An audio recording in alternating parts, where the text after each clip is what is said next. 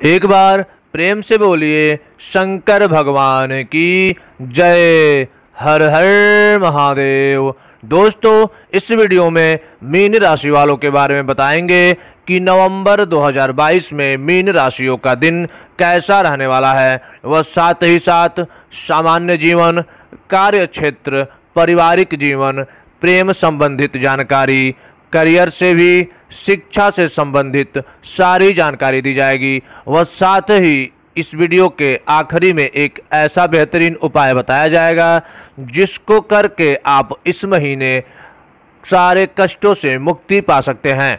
तो दोस्तों, वीडियो में बने रहिएगा और हमारे चैनल को सब्सक्राइब अवश्य कर दीजिएगा। सबसे पहले मीन राशि वालों के कार्य क्षेत्र पे एक नज़र डाल लेते हैं। तो बता दें कि करियर के दृष्टिकोण से देखें तो दशम भाव के स्वामी बृहस्पति महाराज वक्री अवस्था में प्रथम भाव में स्थित हैं। यह स्थिति आपको कर्मठ बनाएगी और अपनी नौकरी में आप काफ़ी मेहनत करेंगे। आपको अपने काम का और अपने कर्तव्यों को बोध रहेगा और काम के प्रति लापरवाही नहीं बरते, जिससे आपका प्रदर्शन बहुत अच्छी स्थिति में आ जाएगा। आपके एकादश भाव में शनि महाराज विराजमान रहेंगे, जो आपके वरिष्ठ अधिकारियों से आपके संबंधों को अनुकूल बनाने की दिशा में आपकी मदद करेंगे और इससे आप काफ़ी सहज होकर अपना काम कर पाएंगे। वक्री मंगल आपकी कुंडली के चतुर्थ भाव में रहेंगे और दशम भाव को देखेंगे, जिससे आपको थोड़ी बहुत सुविधा मिलेगी, लेकिन कुछ चुनौतियां भी आएंगी। लेकिन महीने के उत्तरार्ध में मंगल महाराज के तीसरे भाव में जाने के बाद आपका साहस और पराक्रम बढ़ेगा, जो आपको चुनौतियों का सामना करने लायक बनाएगा। इससे आप सफल भी अवश्य होंगे। कार्यक्षेत्र में अपने सहकर्मियों से अच्छे संबंध बनाए रखने का प्रयास करें। यदि आप कोई व्यापार करते हैं तो आपके लिए यह महीना अत्यंत उपयोगी साबित होगा और आपको अपनी मेहनत के पूरे परिणाम प्राप्त होंगे। बृहस्पति महाराज की प्रथम भाव से सप्तम भाव पर पूर्ण दृष्टि और एकादश भाव में शनि महाराज के प्रभाव से व्यापार में अच्छी उन्नति प्रदान करेगी। लेकिन महीने के पूर्वार्ध में बुध, शुक्र और सूर्य तथा केतु के अष्टम भाव में होने से तथा मंगल के सप्तम भाव पर दृष्टि डालने से आपके संबंध, आपके व्यवसाय बिगड़ सकते हैं। उनसे कुछ भी कहा सुनी ना करें और प्यार से इस समय को बिता लेंगे तो यह महीने का उत्तरार्ध बढ़िया हो जाएगा, क्योंकि मंगल भी तीसरे भाव में चले जाएंगे और सूर्य, बुध, शुक्र नवम भाव में आ जाएंगे और आपके व्यापार में यात्राएं भी बनेंगे और नए संपर्क भी जुड़ेंगे, जिससे व्यापार फलीभूत होगा। आर्थिक स्थिति, यदि आर्थिक दृष्टिकोण से देखें तो शनि महाराज पूरे महीने अपनी ही राशि मकर में एकादश भाव में रहेंगे और आपके लिए नियमित आमदनी का रास्ता खोलकर रखेंगे। यानी कि पैसे की वजह से आपका कोई काम नहीं रुकेगा और आपके सभी काम चलते रहेंगे। छठी भाव में स्वामी सूर्यदेव के महीने के पूर्वार्ध में आपके अष्टम भाव में होने से आप कर्ज चुकाने में भी कामयाब हो सकते हैं। आप पूरा प्रयास करेंगे कि कोई पुराना कर दिया बैंक लोन है तो उसे खत्म कर दिया जाए। महीने के उत्तरार्ध में सूर्य, बुध, शुक्र की नवम भाव में उपस्थिति और वक्री मंगल महाराज का आपके तीसरे भाव में जाना आपको मजबूती भी प्रदान करेगा। आप आर्थिक चुनौतियों का डटकर सामना करेंगे और उनसे बाहर निकलने का रास्ता भी अवश्य खोज लेंगे। इससे आपको सफलता मिलेगी और आप आर्थिक चुनौतियों से बचेंगे भी। महीने के पूर्वार्ध में अष्टम भाव में 4 ग्रह होने से अचानक से धन खर्च और धन हानि के योग बनेंगे, लेकिन महीने का उत्तरार्ध इन कामों को पूरा कर देगा और आपको अचानक से संपत्ति की प्राप्ति भी हो सकती है या फिर पैतृक संपत्ति मिल सकती है, जिसके परिणाम स्वरूप आपकी आर्थिक स्थिति प्रबल हो जाएगी। इस महीने मीन राशि के स्वास्थ्य के दृष्टिकोण से अगर देखे जाए तो ये महीना का पूर्वार्ध कमजोर रहेगा, क्योंकि अष्टम भाव में बुध, शुक्र और सूर्य और केतु का प्रभाव रहेगा। मंगल महाराज भी चौथे भाव में बैठकर सप्तम भाव को देखेंगे।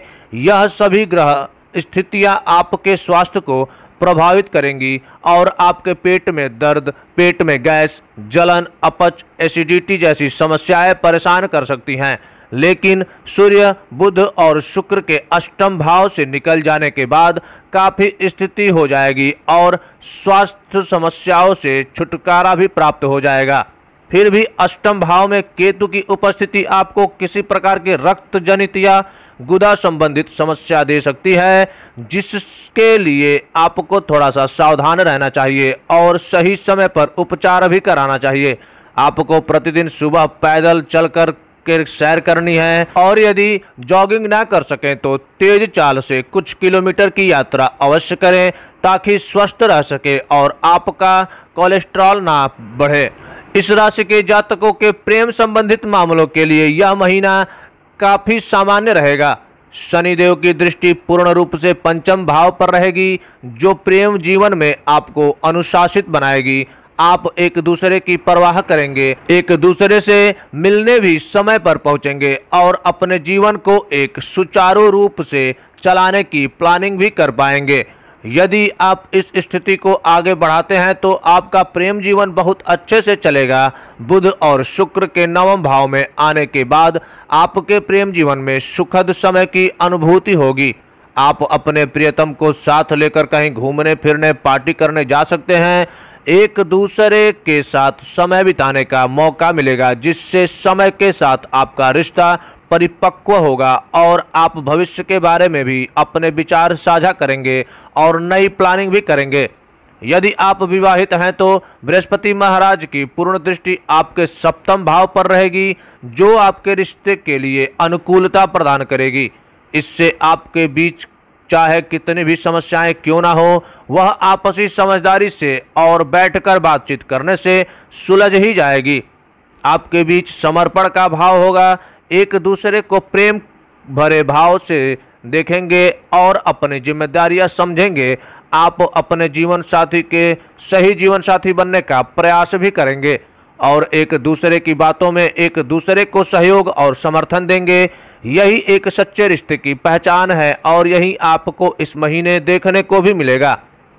संतान के लिए भी यह महीना अनुकूल रहने वाला है। उन्हें अपने क्षेत्रों में सफलता मिलेगी, जिससे आपको भी खुशी होगी।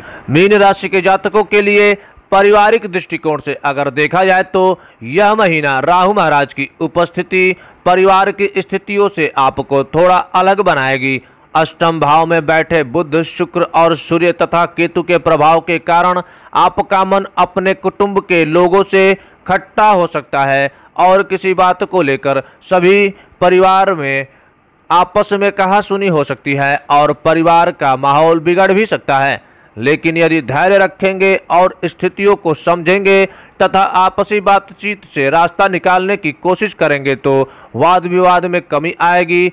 सूर्य, बुध और शुक्र के महीने के उत्तरार्ध में आपके नवम भाव में आ जाने से स्थिति में ज़्यादा अच्छी हो जाएगी। मंगल देव के तीसरे भाव में गोचर करने से भाई बहनों के लिए थोड़ा परेशानीजनक समय होगा, लेकिन इस दौरान वे आपकी काफ़ी मदद करेंगे और आपको सफलता मिले जुले इसके लिए प्रयास भी करने चाहिए। भाइयों के सहयोग से आपको अच्छी तरक्की मिलेगी। चतुर्थ भाव में मंगल की महीने के पूर्वार्ध में स्थिति परेशानीजनक रहेगी, लेकिन उत्तरार्ध में स्थितियां अनुकूल हो जाएंगी और आपको अपने घर में सुकून भी महसूस होगा। इस महीने शिक्षा करियर भी आपका अति उत्तम रहने वाला है, क्योंकि सूर्य, बुध और शुक्र अष्टम भाव में विराजमान है। इससे आपके शैक्षिक जीवन पे भी तगड़ा असर पड़ने वाला है और इन दिनों आप यदि कहीं पेपर देने जाते हैं तो उसमें भी सफलता प्राप्त होने के संकेत दिखाई दे रहे हैं। बृहस्पतिवार के दिन हल्दी अथवा केसर का तिलक लगाएं।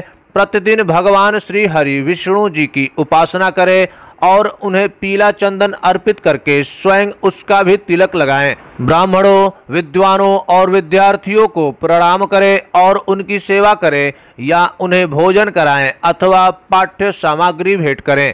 अपने घर में सुख, शांति और समृद्धि प्राप्ति के लिए घर में हवन कराएं अथवा श्री सत्यनारायण भगवान जी का कथा अवश्य कराएं।